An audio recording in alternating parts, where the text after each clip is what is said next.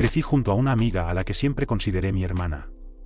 Desde niñas, compartimos todo, secretos, risas, sueños y miedos. Aunque nuestras vidas tomaron caminos muy diferentes, seguimos en contacto constante. Ella es hija única, mientras que yo soy la mayor de 2 hermanos. Nuestras familias son como 2 polos opuestos, la de ella siempre ha sido muy unida, protectora, mientras que la mía, bueno. Disfuncional sería quedarse corto. Desde joven tuve que aprender a lidiar sola con muchas cosas, y eso me hizo más independiente, más atrevida a la hora de tomar decisiones. Yo me casé, tuve hijos y ahora espero a mi último bebé. Vivo lejos de mi familia, algo que decidí hace tiempo porque, para ser honesta, disfruto esa distancia. Mi amiga, por otro lado, ha salido adelante gracias al apoyo incondicional de sus padres. Logró terminar su carrera y se ha mantenido firme, a pesar de algunos golpes duros de la vida. Uno de esos golpes fue cuando su ex la dejó embarazada, algo que fue un gran shock para ella, pues no estaba en sus planes. Al final, se quedó con el bebé, aunque se notaba que lo hizo a regañadientes. A pesar de nuestras diferencias, siempre encontramos la manera de conectar. Pero últimamente, las cosas entre nosotras han cambiado de una manera que jamás imaginé. Hace poco, mi amiga se fue a vivir con su novio, y desde entonces, nuestras conversaciones han cambiado de tono. El novio de mi amiga tiene un hijo de una relación anterior, un niño de 8 años que, según ella, viene de una situación familiar tóxica. Al principio, intenté ser comprensiva y escucharla sin juzgar, pero cada vez que hablábamos, el tema de su hijastro surgía con una amargura palpable. Es manipulador, decía ella, siempre está gritando, es maleducado.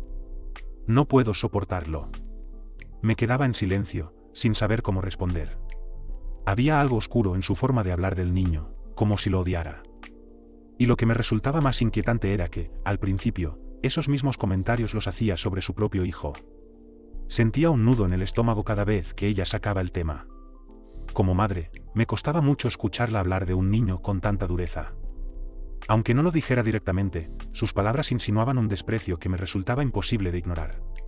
Intentaba ser su apoyo, escucharla, porque sabía que ella estaba pasando por un momento difícil. Pero con el tiempo, esas palabras hirientes se volvieron más frecuentes y más fuertes. Empecé a notar un cambio en mí misma. Cada vez que mi amiga hablaba de su hijastro, no podía evitar proyectar en ese niño la imagen de mi propio hijo mayor. Mi hijo y mi pareja tienen una relación maravillosa, y no podía imaginar cómo reaccionaría si mi pareja hablara de mi hijo de la misma manera en que mi amiga hablaba de su hijastro. ¿Cómo podía alguien odiar a un niño por ser niño? A medida que mis pensamientos se enredaban, me di cuenta de que mi relación con mi amiga estaba cambiando. Ya no podía escuchar sus palabras sin sentirme incómoda, sin sentir una mezcla de rabia y tristeza. Era como si cada vez que hablaba mal de su hijastro, algo dentro de mí se quebrara un poco más. Quería ser una buena amiga, pero me estaba costando demasiado ignorar esa parte de ella que parecía odiar a un niño indefenso. No sabía qué hacer. Por un lado, quería apoyarla, pero por otro, no podía dejar de pensar en el bienestar del niño. Y cada vez que la escuchaba, me preguntaba si era yo quien estaba siendo demasiado sensible, o si realmente mi amiga había cruzado una línea. La duda comenzó a consumirme. El punto de quiebre llegó durante una de nuestras llamadas. Mi amiga comenzó a despotricar, una vez más, sobre el comportamiento del niño. Esta vez, su tono era más agresivo que nunca. No lo soporto. Es un manipulador, un malcriado. Grita todo el tiempo y mi novio siempre lo defiende. Me saca de quicio. No pude seguir escuchando. Algo en mí hizo clic. Tomé una respiración profunda y decidí hablar. Escucha, le dije con calma, entiendo que estás pasando por un momento difícil, pero... es un niño. No puedes hablar de él de esa manera. No es justo, ni para él, ni para ti. El silencio que siguió a mis palabras fue ensordecedor. Pude sentir su enojo al otro lado de la línea. Mi amiga no era de las que aceptaban críticas fácilmente, y sabía que esto no iba a ser diferente. ¿Estás diciendo que soy mala persona por no soportarlo? ¿Tú qué sabes de mi vida, respondió con frialdad. Intenté mantener la calma. No estoy diciendo eso. Solo digo que quizás deberías pensar en cómo te estás expresando sobre él. Es solo un niño que viene de una situación difícil. Pero mis palabras cayeron en saco roto. Su tono se volvió más cortante, más defensivo, y antes de que pudiera detenerme, la conversación se convirtió en una discusión. Terminé colgando, sintiéndome más triste y confundida que nunca. Después de esa llamada, me di cuenta de algo doloroso: nuestra amistad ya no era lo que solía ser. Amaba a mi amiga, pero no podía seguir ignorando esa parte de ella que me resultaba tan difícil de aceptar. No podía dejar de pensar en el niño, en cómo se sentiría si supiera lo que su madrastra pensaba de él. Y no podía evitar proyectar esa situación en mi propia familia, en mi hijo, en la relación que él tenía con mi pareja. Me tomó días, tal vez semanas, tomar una decisión. Sabía que si confrontaba a mi amiga de nuevo, lo más probable es que nuestra amistad terminara. Pero también sabía que, si no lo hacía, no podría seguir siendo su amiga de manera auténtica. No podía apoyar a alguien que odiaba a un niño, o que, al menos, lo trataba con tanto desprecio. Finalmente, decidí escribirle un mensaje. No era capaz de enfrentarla en persona o por teléfono. Le expliqué cómo me sentía, que la apreciaba, pero que no podía seguir ignorando el tema del niño. Que entendía que estaba pasando por un momento complicado, pero que sus palabras me lastimaban, y que no podía estar cerca de alguien que tratara a un niño de esa manera. El mensaje fue claro, pero también lleno de cariño. No quería terminar mal, pero sabía que probablemente lo haríamos. Y así fue. Mi amiga nunca respondió. No hubo insultos, ni una gran pelea. Solo silencio. Y en ese silencio, supe que nuestra amistad había llegado a su fin. Hoy, miro hacia atrás y me duele perder a alguien que fue tan importante en mi vida. Pero también sé que hice lo correcto. No podía quedarme en una amistad donde los valores fundamentales que compartimos alguna vez se habían desvanecido. La vida sigue, y aunque todavía la extraño, sé que a veces, incluso las amistades más profundas deben llegar a su fin.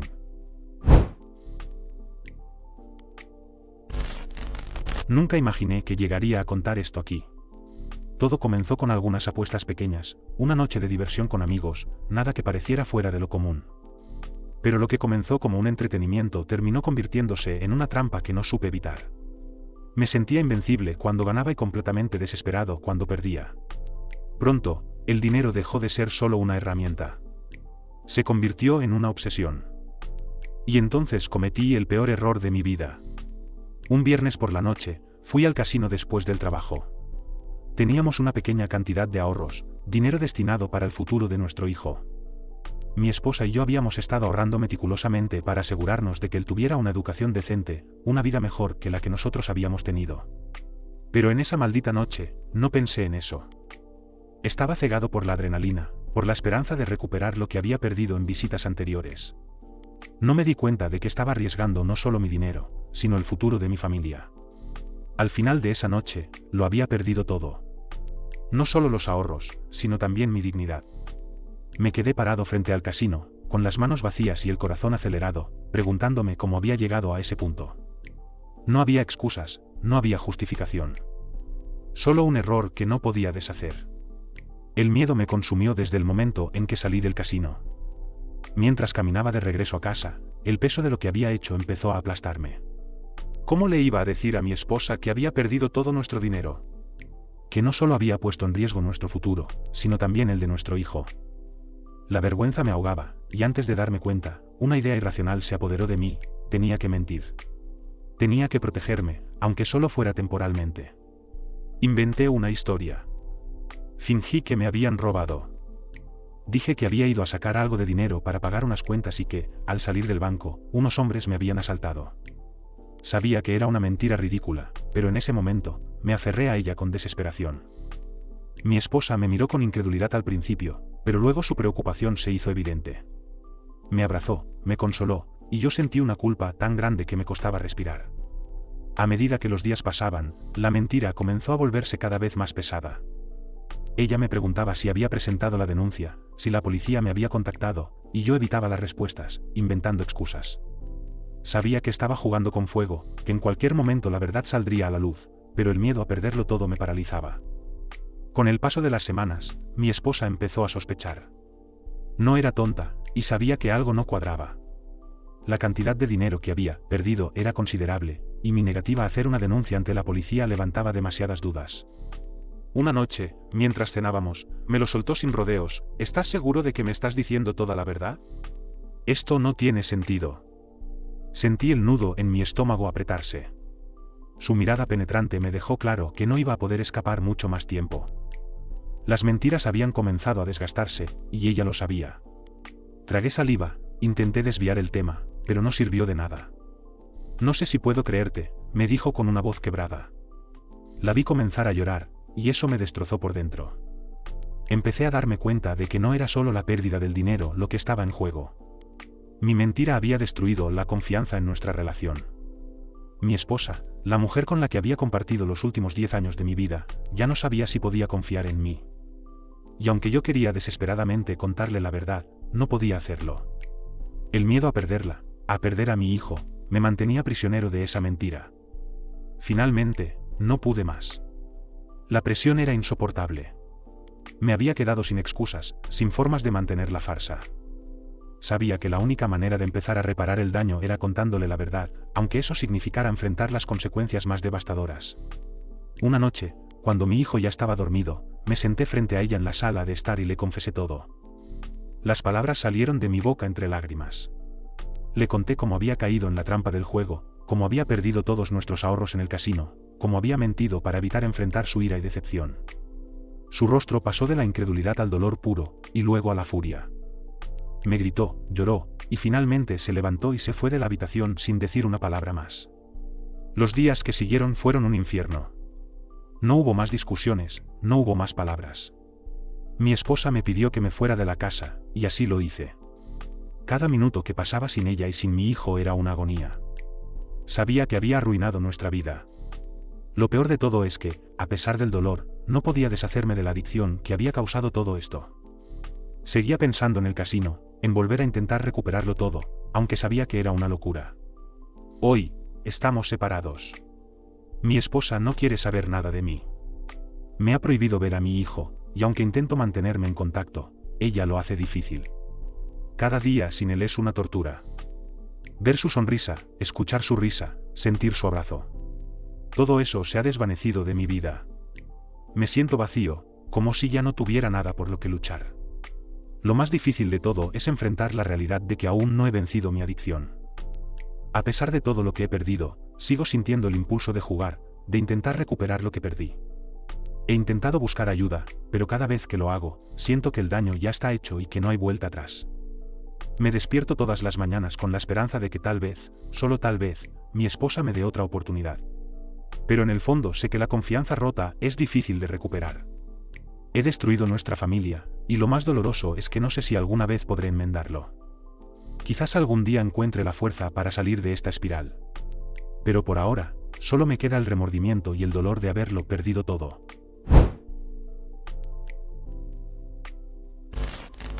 Tenía solo 13 años cuando todo comenzó a cambiar en mi vida.